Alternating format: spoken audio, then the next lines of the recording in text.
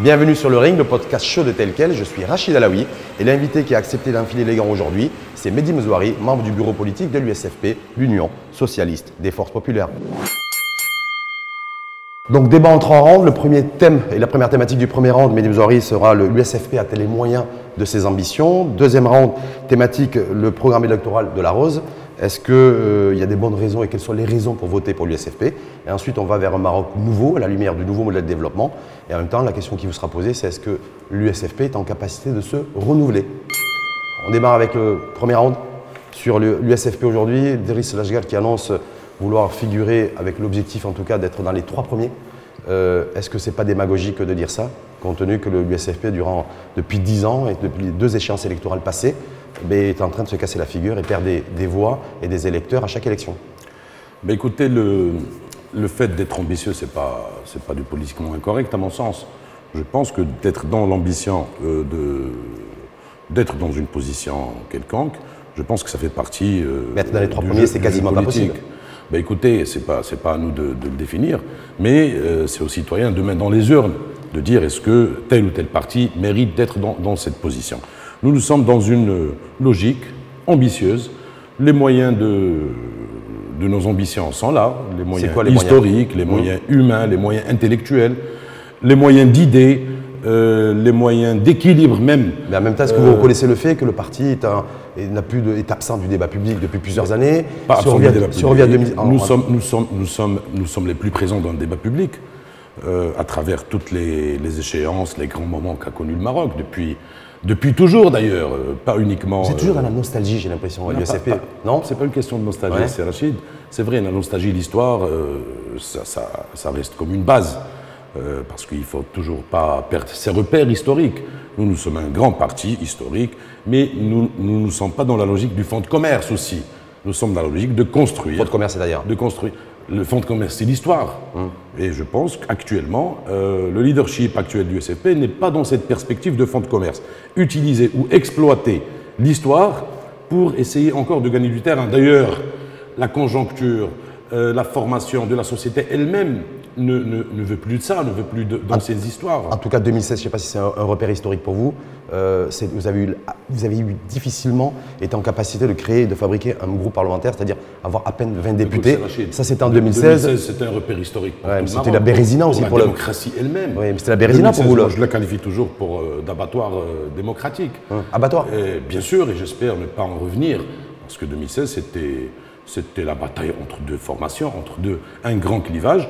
Et bien sûr, tout le monde avait payé les pots cassés, non seulement l'USFP, mais je pense que la démocratie marocaine en 2016 avait payé les pots cassés. 20 députés 2016, Driss Lachgar, donc chef de file de l'USFP, d'ailleurs qui ne sera pas candidat pour ces élections, lui projette donc d'être dans les 3 premiers. Dans les 3 premiers, le 8 septembre au soir, il faudra au moins avoir entre 65 et 70 députés. On est bien d'accord? C'est-à-dire faire 3 fois plus que vous avez... Nous sommes dans une situation beaucoup plus meilleure que 2016.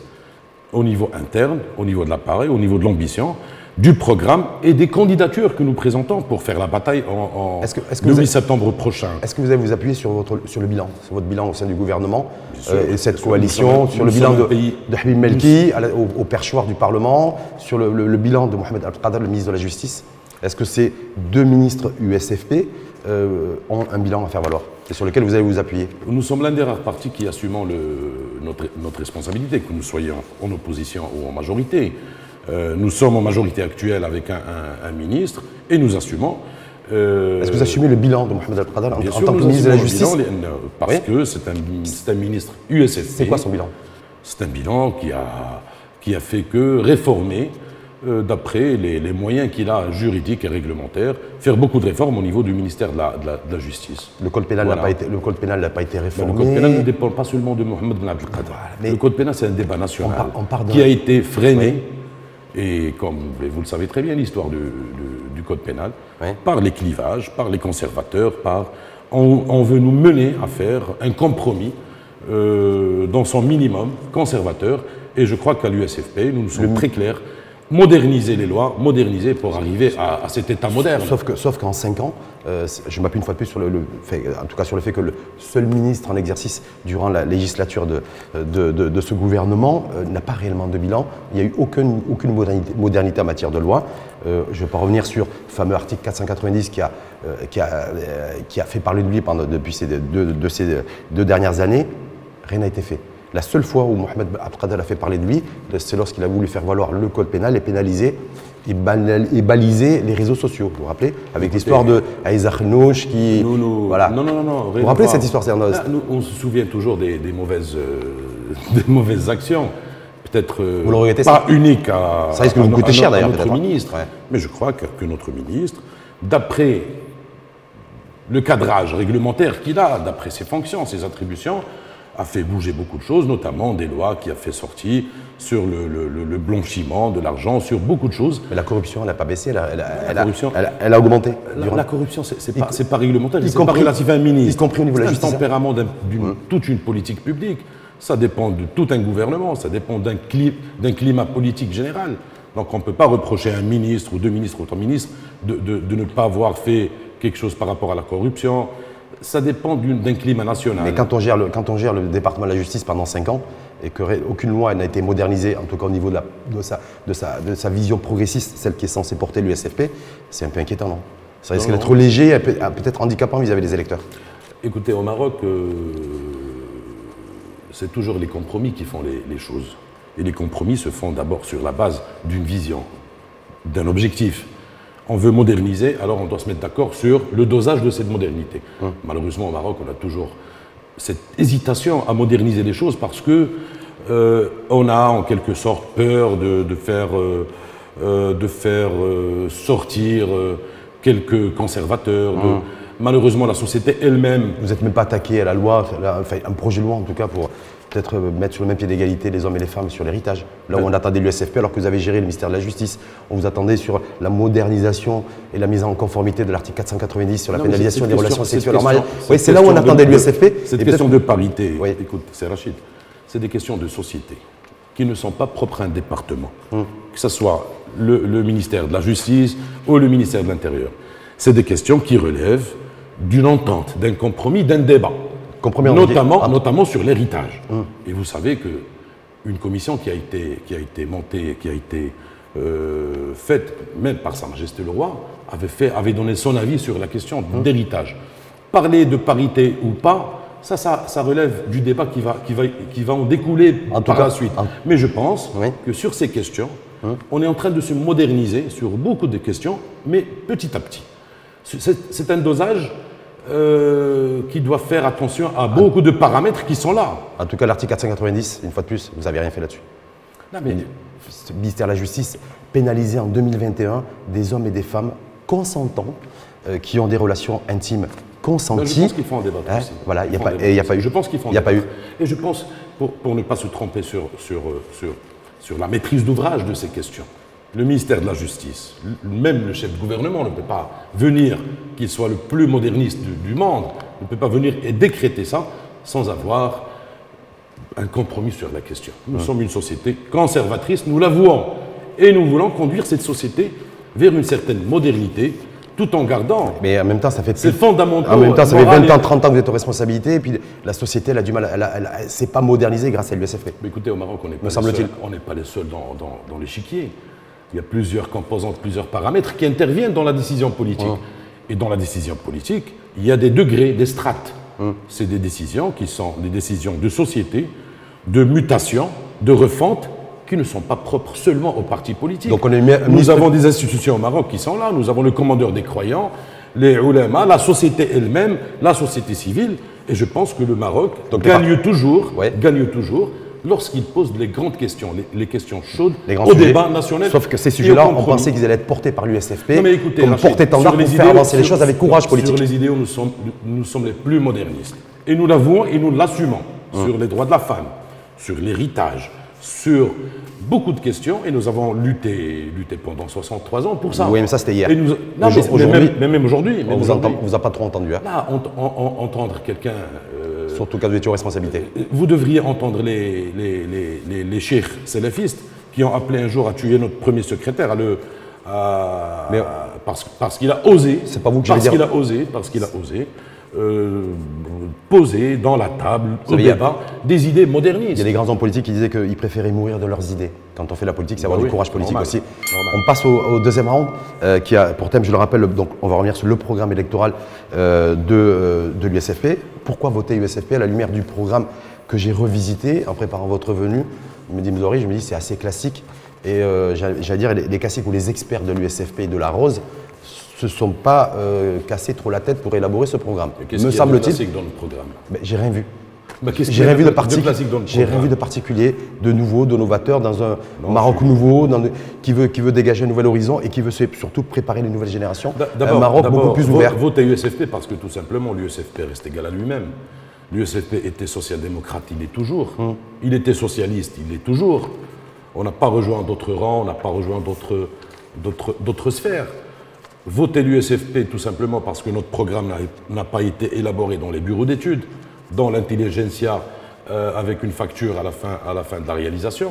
C'est nos cadres, nos jeunes, nos intellectuels qui ont fait des débats, des concertations. Mais quand j'ai revisité votre programme, j'ai rien vu de particulier. Beaucoup de choses parce qu'il Qu'est-ce qu'il faut retenir? Une ou deux mesures? Il fallait lier entre programme électoral et notre vision par rapport au nouveau modèle de développement. Ça fait une dizaine d'années que l'USFP avait déclaré pendant son congrès que ce modèle de développement qui fonde le développement du Maroc avait été saturé et qu'il fallait passer à autre chose. Et que dans nos revendications par rapport à ce modèle, on a dit qu'il faut passer à un État fort et juste, avec une société moderne et solidaire. Vous aussi, l'USFP, vous êtes pour un État. Ça a été repris à la lettre par le... Vous êtes pour un État fort à l'USFP? On est par un État fort. Parce que je ne l'ai pas vu sur le programme. Donc, État fort? C'est quoi l'État fort? Un État fort, c'est un État avec ses institutions, qui assume ses responsabilités, avec la reddition des comptes, avec la répartition des tâches, qui fait quoi? Avec un système de gouvernance nationale visible par tout le monde, avec une prise de décision aussi visible, responsable. Un État fort, pour nous, ce n'est pas un Merzen fort, c'est un État fort, des institutions fortes. Sauf qu'il y a un membre de l'USFP, Ahmed Reda Chemi, qui était membre de la commission Nouveau Modèle de Développement, qui a dit que le périmètre des libertés a reculé. Est-ce que ce n'est pas la conséquence justement d'un État fort? Que soutient l'USFP. Un État fort, il faut dissiper la confusion entre un État fort et un Merzen fort. Un Merzen fort, nous n'en voulons plus. Un État fort, c'est un État de droit, des institutions responsables, une gouvernance nationale beaucoup plus démocratique, une prise de décision aussi dans le cadre de la reddition des comptes. Juste une mesure phare de ce programme que pourraient retenir les internautes qui vous écoutent. C'est sur plusieurs aspects. Nous avons développé un programme. Plusieurs, c'est compliqué déjà. Donc c'est multidimensionnel. D'abord sur l'économie, sur le social, sur le sociétal, sur l'économie, sur l'emploi. Plus de croissance, plus d'emplois. Tout le monde le dit. On retrouve ça dans tous les programmes. Mais la différence entre nous et les autres, nous ne sommes pas dans une logique de publicitaire, de carnaval. Nous ne nous engageons pas sur 1 million de postes de travail parce que nous considérons, par exemple... C'est le RNI qui l'a fait ça. Là, c'est beaucoup d'autres. Non seulement le RNI, le PAM, peut-être l'Istiqlal aussi. Nous nous engageons à ce que, d'après la conjoncture que connaît le Maroc, d'abord on doit sauvegarder les postes qui existent. Nous sommes dans une période très critique et très compliquée.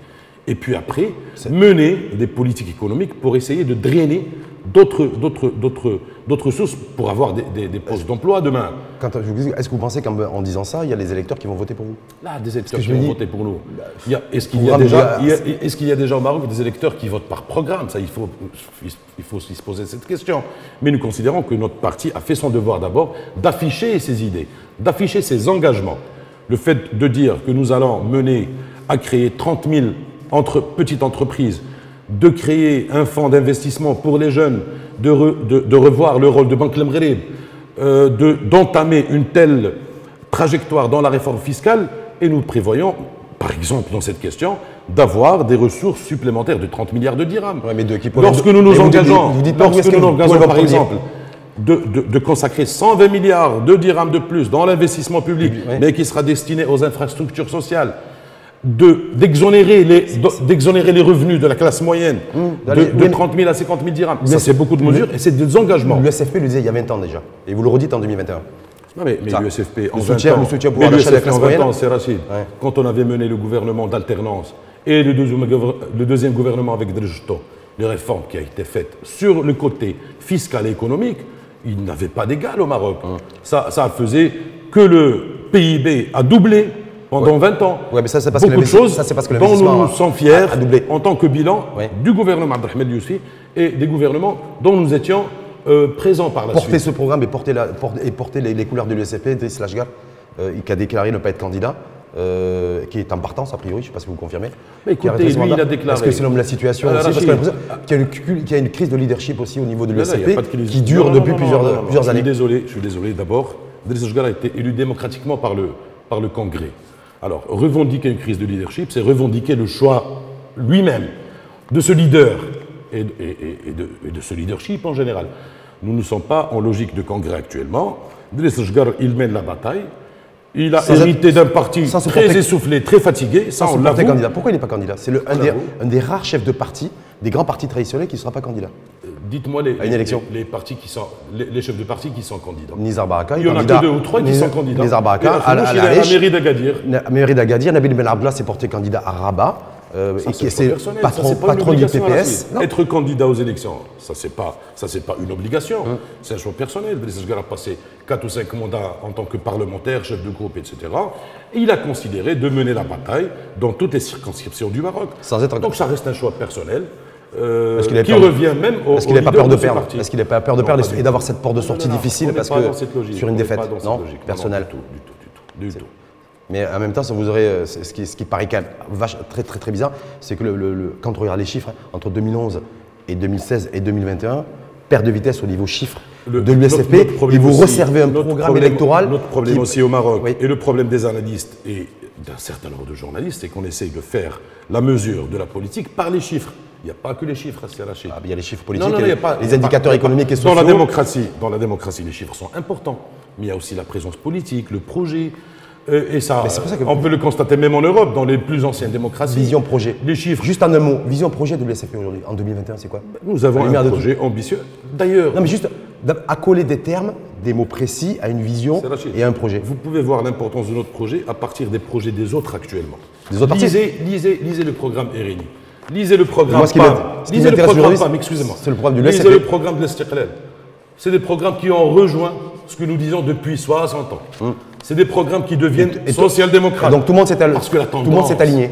Non, c'est aligné parce que... Et les lecteurs marocains, les citoyens marocains, qu'est-ce qu'ils voient? Depuis 20 ans, on lui resserre les mêmes choses. Ce que fait l'USFP, vous dites, fait ce que je vois là, et ce que font les autres partis politiques. Alors qu'on s'attendait à un Maroc nouveau. Et on va passer d'ailleurs au troisième round. Oui. Nous sommes dans notre place, dans notre position. C'est les autres qui sont venus nous rejoindre parce que conjoncture oblige, Covid, qui nous a mené même l'État à revenir sur ses idéaux, à ne plus continuer dans la dérégulation, à être dans un État, pas l'État gendarme, mais l'État protecteur, l'État social. Et c'est des idéaux propres à l'USFP, qui étaient même contestés depuis des décennies par les autres. Donc, vous pouvez voir notre programme et nos visions en regardant les autres. En tout cas, juste avant de passer au troisième round, qui va porter justement sur le Maroc nouveau modèle de développement, et est-ce que l'USFP est capable de se renouveler et renouveler ses élites et continuer à exister politiquement dans les prochains mois et les prochaines années? Question qui pourrait se poser aujourd'hui. Quand Driss Lachgar, on dit lui table sur être dans les 3 premiers, est-ce que vous considérez qu'après ce premier round, où on a parlé de l'ambiance générale de l'USFP avec des indicateurs chiffrés sur les dernières élections électorales, sur la base du programme, est-ce que vous pensez que vous allez pouvoir faire plus de 20 députés au soir du 8 septembre 2021? Il y en a plus de 20 députés, c'est sûr. Avec le conseil électoral, non, 5 ou 6 de plus. Nous sommes le seul parti d'ailleurs, parmi les grands partis, qui ne va pas bénéficier de la question du conseil électoral. Et je peux vous calculer ça circonscription par circonscription. Ça, on doit être sûr. Et on va se voir, si tu veux, après le 8 septembre. Et on va voir ça. Nous sommes le parti qui ne va pas bénéficier de ça, d'abord. Deuxièmement, être dans l'ambition d'être dans les 3. Nous sommes dans les 3 premiers, toujours par le projet, par l'ambition, par la force de proposition, par beaucoup d'indicateurs. Reste à être dans l'ambition d'être dans le podium. Malheureusement, au Maroc aujourd'hui, tout se concentre sur le podium. Ça veut dire... Qui est-ce qui va arriver au premier au podium? C'est la course à l'échalote. Mais c'est la course à l'échalote. On oublie aussi que nous avons un modèle de développement à mettre en œuvre. On va en parler d'ailleurs tout de suite, parce que c'est la thématique du troisième round. Se dire, voilà, ce Maroc nouveau vers un nouveau modèle de développement, est-ce que l'USFP aussi, parce que je vous le souhaite d'ailleurs, être partie prenante du prochain exécutif, est-ce que lui sera en capacité de renouveler son personnel politique pour être à la hauteur des défis et des challenges du nouveau modèle de développement? D'abord, troisième round. Il est dans une logique de progression. À quel niveau? Il est dans Pas une sur les logique chiffres, de progression, pas seulement des chiffres. Mais nous sommes dans une logique de progression. Nous sommes dans une situation encore plus confortable politiquement que 2016 et 2015. Ah bon? Nous sommes très clairs par rapport à nos alliances aussi. Pas d'alliance avec le PJD. Pas de conservatisme, Alliance avec pas le... de gens qui composent avec les conservateurs. On dit alliance avec le RNI. D'ailleurs, notre premier secrétaire l'a dit clairement la semaine dernière à la télé, Oui. quand il a été sollicité sur la question de faire la coalition avec le PAM. Il a dit qu'on n'a pas à faire une coalition avec le PAM, qui est premier parti d'opposition et qui fait un pacte avec le premier parti de Avec la le PJD, majorité. oui. Alors, demain, la campagne électorale, qu'est-ce qu'on va faire pendant la campagne? Vous êtes gonflé là, ça fait 5 ans que vous co-gouvernez avec le PJD. Et vous dites que vous êtes contre une alliance avec le PJD. Ça fait 5 ans que vous composez avec le PJD au sein de l'exécutif, on est bien d'accord? On compose. Ouais. Il faut co-gouvernez avec eux depuis 5 ans. on co-gouverne d'après notre présence dans ce gouvernement, Ah ben, d'après un vous cadrage avez pas qui est été le programme contraint, forcé. gouvernemental. Là, composer, c'est pas seulement être dans un gouvernement avec les autres, mais c'est un cadrage qui se fait sur la base d'un programme gouvernemental, sur la base d'un engagement politique, et la campagne électorale va être l'occasion que nous assumons d'abord notre bilan et le bilan du gouvernement Ah, vous l'assumez le bilan du gouvernement? dans le cadre de ce qui a été consenti dans le programme gouvernemental. Ouais, très bien. En tout cas, on dit que l'USFP, durant cette législature, et là, et actuellement aussi, les tractations, tout ce qui pourrait se passer dans les prochains jours, cette campagne électorale, c'est être à continuer à être le supplétif du RNI. C'est-à-dire Mais obéir je aux ordres pense et que à c'est la un baguette à observateur. Ezra. Je pense que vous êtes, Zama, tu étais très gentil à dire que c'était des observateurs avertis. Peut-être qui ne connaissent pas vraiment la scène politique au Maroc, qui ne connaissent pas l'histoire, ou bien qui détestent l'USFP tout simplement, parce qu'il y a beaucoup d'observateurs, entre guillemets, qui détestent gratuitement notre parti. Notre parti, il est là, de par l'histoire, de par ses structures, de par son rôle, de par sa présence. Il est le supplétif de personne. Lui-même, il conduit à beaucoup de moments, beaucoup d'idées de changement. Alors, qu'il soit demain en opposition ou en majorité, ça ne nous dérange pas aussi. Deslashgard joue entretenu et entretient des bonnes relations avec Aziz Khnouch, on est bien Il d'accord. entretient de bonnes relations avec tout le monde. C'est le seul, vous savez quoi? Il entretient de bonnes relations avec tout le monde. Avoir des affinités. Sur ces 5 dernières années, Deslashgard n'a jamais attaqué, il n'a eu aucune joute verbale à l'égard de Aziz Khnouch. Seulement à l'égard de Aziz Khnouch. Il a tapé sur le PJD, il a descendu en flèche Nabil Ben Abdallah à plusieurs reprises, on est bien d'accord. Parce qu'il était le premier à le faire, Voilà. d'ailleurs. Il n'a jamais eu un mot déplacé à l'égard de Aziz Khnouch. Il est où le problème? Je vous pose la question. Il est où le problème? Est-ce qu'ils sont copains, copines? Je ne sais pas. Lorsqu'il y a d'abord les relations entre leadership, ça doit être cadré par le respect entre les leaders des partis. Je ne me rappelle pas que Deslashgard avait fait des propos violents ou diffamatoires contre beaucoup de chefs de partis politiques au Maroc. Ça relève du respect. Il a tapé ça sur relève du respect et de la moralité et de la déontologie. Être dans la différence avec Kouhébi, avec Ben Abdallah, ça c'est conjoncturel. Et chaque sortie a ses fondements. Parce qu'on dit que je pense qu'il ne faut pas bâtir cette idée d'affinité avec le RNI ou avec le Stiklal ou avec autres sur la base de déclarations, de ne pas s'attaquer ou pas. Nous avons démarqué le terrain de coalition par rapport à nous. Il n'y a pas de deal entre Aziz Khnouch et Idriss Déslashgard. Il y a des deals, pas seulement avec le RNI, avec la famille déjà de gauche. Parce qu'on avait démarqué notre espace de coalition, on l'avait annoncé officiellement. C'est d'abord la famille de gauche, c'est aussi les nationalistes dont nous étions alliés pendant plusieurs moments de l'histoire du Maroc, et aussi avec les libéraux, donc les idées, les libéraux de principe. Ouais. Les libéraux de principe qui ont des idées qui convergent avec les nôtres. Donc que des partis qui ont mis le Maroc dans le mur. Hein. Parce que si aujourd'hui on est en quête de nouveaux modèles de développement et surtout le mettre sur les rails, c'est parce que tous ces partis avec qui vous êtes coalisés nationalistes nous ont emmenés droit dans le mur. Que des partis qui ont mis le Maroc dans le mur. Donc on est en train de fonder une idée de la dictature. Non, pas de la dictature, la dictature de l'échec. Là, la dictature de l'échec, c'est la démocratie. Ouais. Ça, on peut réussir. Mais vous nous avez amené droit dans le mur. Et on peut ne pas réussir. Mais aussi, il faut considérer que des formations politiques, à beaucoup de moments dans ce Maroc, ont fait beaucoup de choses pour ce pays, qui est resté, au jour d'aujourd'hui, stable, qui est resté avec une forte cohésion, développé, malgré les problèmes que connaît. Donc, il ne faut pas seulement jeter toute la responsabilité sur les partis, ils ont mis le Maroc dans le mur et que les autres sont bons. Pas du tout. On cherche les bons d'ailleurs. Mais simplement, dernière petite question.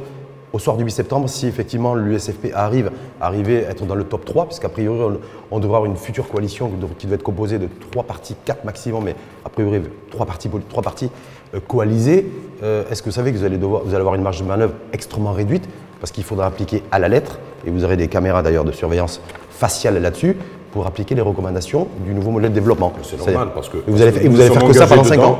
Nous sommes dans le pacte national pour le développement, mais la mise en œuvre de ce modèle, le modèle, il reste un grand cadrage de développement défini dans le temps, dans les moyens. Vous n'allez faire qu'exécuter. Non, du tout.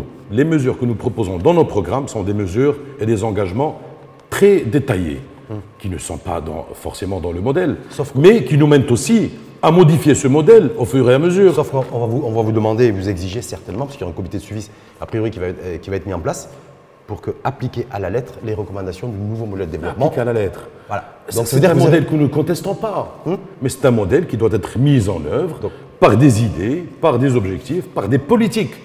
Par des politiques, par des gens responsables, et par des femmes et des hommes qui assument leurs responsabilités. Vous les avez, les femmes et les hommes? On les a. Qui c'est qui est susceptible d'être ministre demain ou après-demain au niveau de l'USFP? Est-ce que vous allez resservir Habib Melki? Est-ce que vous allez resservir... D'abord, on n'est pas dans le Tchèchoueft. Non, si on se projette on n'est pas dans le Tchèchoueft. Et d'ailleurs, lorsque la situation est là, nous débattons de ça dans les instances du parti. Et je pense que le parti dispose des cadres capables de gérer, d'appliquer, et certains. Convaincu? Convaincu. Merci à vous en tout cas, Mehdi Mouzoari. Je rappelle que vous êtes membre du bureau politique de l'USFP, l'Union socialiste des forces populaires. Merci à vous et on se retrouve pour un prochain ring dans les prochains jours.